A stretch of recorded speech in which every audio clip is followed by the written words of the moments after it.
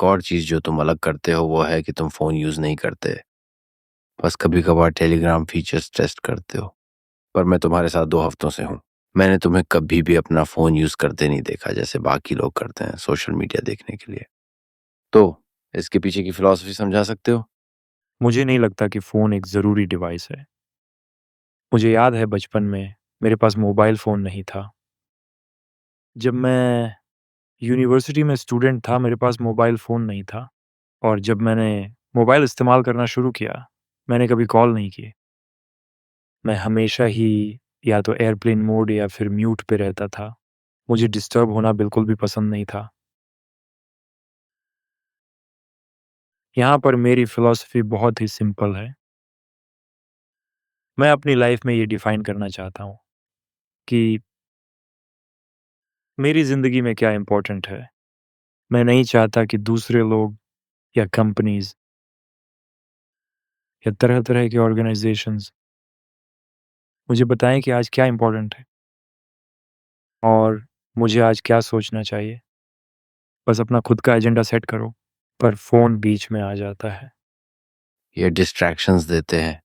ये बताता है कि तुम्हें क्या देखना चाहिए और आज तुम क्या देखोगे। तुम ऐसा नहीं करना चाहते। तुम्हें अपना माइंड शांत करना है। तुम चुनना चाहते हो कि आज तुम अपने दिमाग में क्या घुसने देते हो। हाँ, क्योंकि इससे मैं सोसाइटी की प्रोग्रेस में कंट्रीब्यूट कर सकता हूँ या कम से कम मैं ऐसा सोचता हूँ और इससे मुझे खुशी मिलती है। तुम्हें ऐसा कितना समय मिलता है जब तुम शांति से बगैर किसी डिस्ट्रैक्शन के काम पर ध्यान दे सकते हो? तुमने कहा था कि तुम्हें शांत सुबह पसंद है। हाँ, तो एक चीज़ जो मैं कर रहा हूँ वो ये है कि मैं सोने के लिए जितना हो सके उतना टाइम देता हूँ। अब मान लो मैं 11 से 12 घंटे भी सोने के लिए एलोकेट कर दूँ, तो भी मैं 11 से 12 घंटे सोता नहीं हूँ। तो तब असल में होता ये है कि मैं अपने बेड पर लेटकर सोचता रहता हूँ और कुछ लोग इससे नफ़रत करते हैं। वो कहते हैं स्लीपिंग पिल्स ले लो, लेकिन मैं कभी पिल्स नहीं लेता। मुझे ये मोमेंट्स पसंद हैं। मुझे बेड पर लेटे-लेटे इतने सारे ब्रिलियंट आइडियाज़ आते हैं या कम से कम उस मोमेंट में तो मुझे वो सभी आइडियाज़ बहुत ब्रिलियंट लगते हैं, चाहे वो देर शाम में हो या फिर सुबह जल्दी। वो मेरा सबसे पसंदीदा टाइम होता है। कभी-कभी मैं उठता हूँ और नहाने चला जाता हूँ, तब भी बिना फ़ोन के। तुम्हें अच्छे आइडियाज़ कभी भी आ सकते हैं, जैसे जब तुम सुबह की एक्सरसाइज़ कर रहे हो, बिना फ़ोन के अपनी मॉर्निंग रूटीन में हो। लेकिन अगर तुम सुबह उठते ही सबसे पहले फ़ोन खोलते हो, तो दिन भर के लिए तुम बेसिकली एक ऐसे क्रीचर बन जाते हो, जिसे बाकी लोग बताते हैं कि क्या सोचना है। यही बात तब भी होती है जब तुम लेट नाइट को अपने बेड पर सोशल मीडिया में आने वाली न्यूज़ देख रहे होते हो।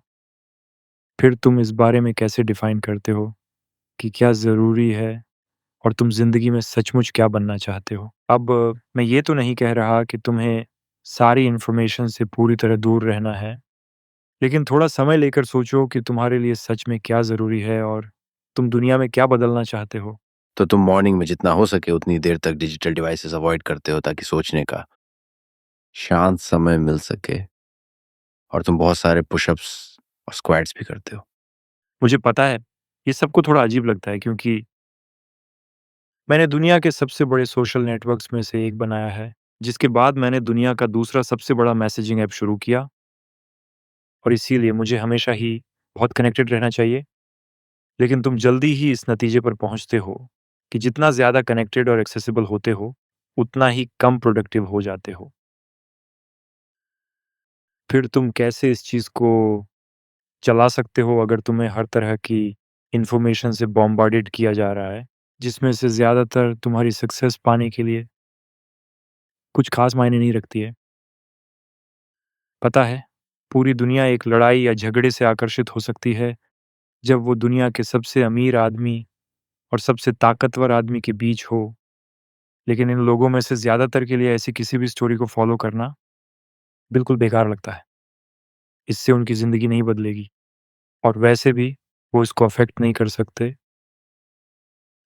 तो ये पॉइंटलेस है। बेशक कुछ लोग ऐसे भी हैं जिनकी गतिविधियों में उन्हें होने वाली हर चीज़ के बारे में अप टू डेट रहना पड़ता है, लेकिन 99% लोग ऐसे नहीं हैं।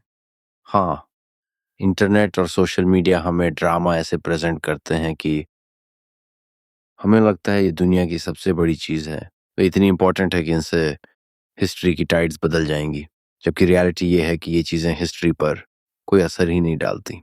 तो फिर लगता है कि हमारा चैलेंज ये समझने का है कि कौन सी चीज़ टाइमलेस है, ऐसी कौन सी चीज़ है जो आज हो रही है और वो अगले 10 से 20 साल बाद भी सच होगी, और फिर उससे डिसाइड करो कि तुम क्या करने वाले हो। और वो सोशल मीडिया पर बहुत मुश्किल है क्योंकि सबको गुस्सा आता है। तो आज की बड़ी खबर ये है कि चाहे जो भी झगड़ा हो, सबको लगता है बस इसी से दुनिया खत्म हो जाएगी, और फिर अगले दिन एक नया ड्रामा शुरू हो जाता है। और वो तुम्हारे इमोशंस को इन्फ्लुएंस करने की कोशिश कर रहे हैं। हाँ, और ऐसे ही तुम मुसीबत में फँस जाते हो क्योंकि तुम्हें ऐसे कंक्लूज़न लेने पड़ते हैं, जो तुम्हारे बेस्ट इंटरेस्ट में नहीं होते।